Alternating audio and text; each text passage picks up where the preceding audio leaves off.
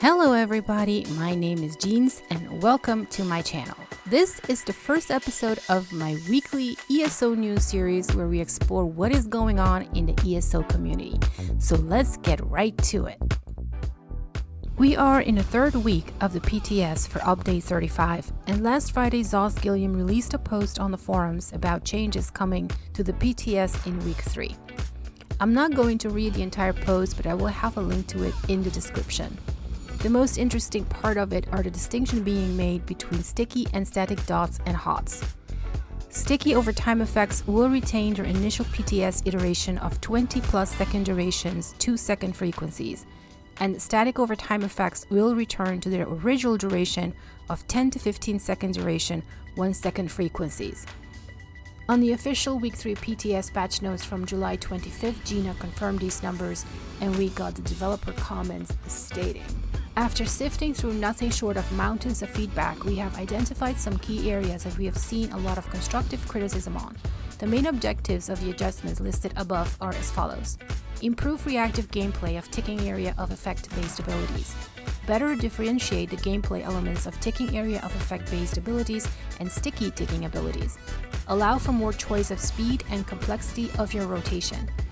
We believe that these changes empower these 3 points by considering the effectiveness of these abilities. This will allow for better area of effect events at higher risk and reward actions with more cost and micromanagement than sticky abilities. Mobility still counters them, but not as harshly as the first PTS patch, while reducing the cost compared to what's on live, which helps alleviate the loss of recasting them early. On top of this, the increased tick rates of area of effects will vastly aid their responsiveness and retain some of the steady stream of healing needed for some harsher encounters." These changes are live now on the PTS, so I will be taking a look at them during the course of the week.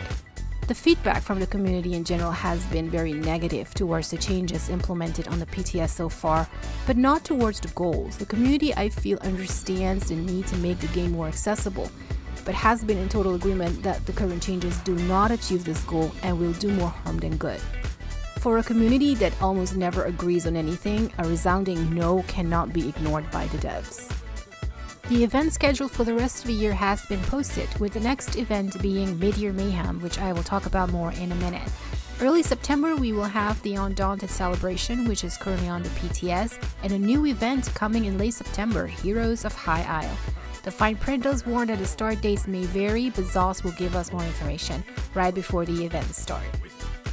Mid-Year Mayhem or White Streak Mayhem or Pelinal Ferocity, the known by many names PvP event, is coming back on July 28, 10 AM Eastern through August 9 to 10 AM Eastern.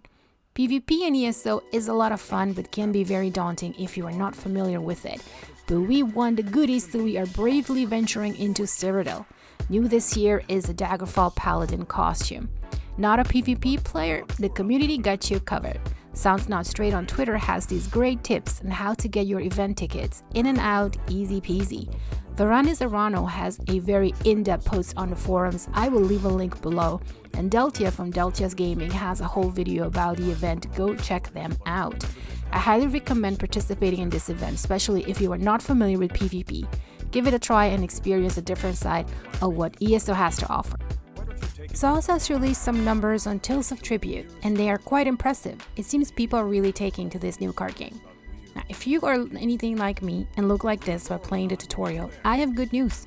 There are many content creators out there creating how-to videos because the tutorial literally does not teach you anything.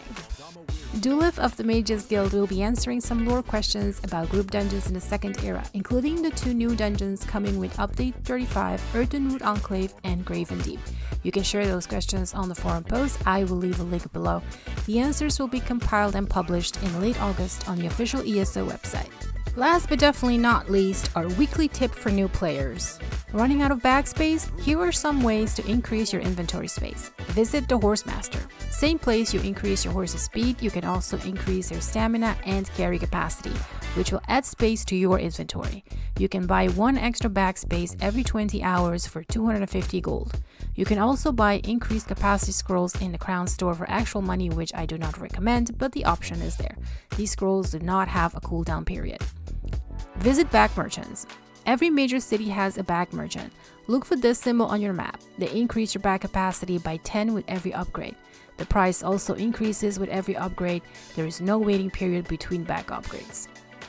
ESO Plus. ESO Plus gives you a craft bag. It is a Mary Poppins bag for all your crafting material, so they don't end up in your inventory.